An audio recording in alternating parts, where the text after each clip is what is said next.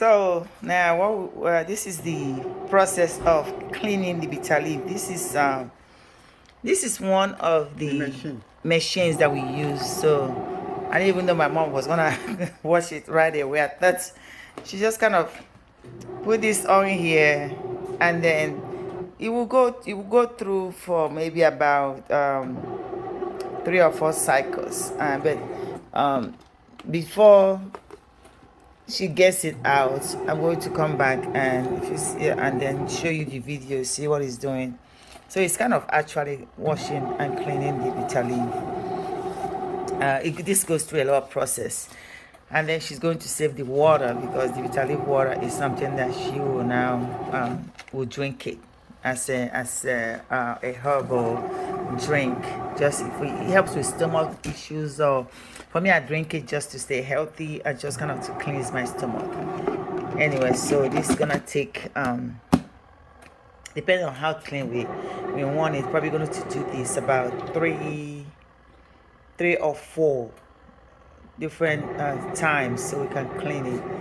And then my mom is very comfortable, but this is something that we bought. It's more like a machine. People call it washing machine, but it's one of those mini machines that we buy in this country to use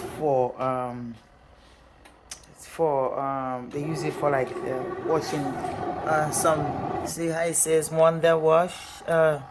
See, it's a Wonder Washer, so we just put it on and just have it just go through this cycle. So this Wonder Wash we purchased from Amazon, just in case you're asking, and then we just kind of, that's how we conveniently clean bitter leaf in United States. So it comes out really, really, really, really good. So I'm hoping to come back and show a video on the final process on when it is clean. All right, bye. Okay, checking on the bitter leaf process. So this is actually, it was still on the first part of the bitter leaf, the process, and we're still trying to do like the first part. You see how dark the water is? This is actually the first water, which is stronger. It's much of a stronger medicinal drink than the rest of them. I mean, this foam is part of the cleaning, so it's just going to go through this cycle for a while, and then by the time she puts it back again, the second or the third time, it's going to keep getting clearer. This water is going to keep getting clearer. So, oh my God, this gets exciting. Is the reason why it gets exciting is that back home in Africa, in Nigeria, we clean this with our hands. You have to keep, I mean, yeah, the people still clean with their hand. That's kind of what the basic way of cleaning this is. But here we found a convenient way, a very convenient way that we clean bitter leaf, and that convenient way is something that I personally enjoy, because I could just put this on and go in the room watching TV, then come back again and then change the water and then put it on again and go.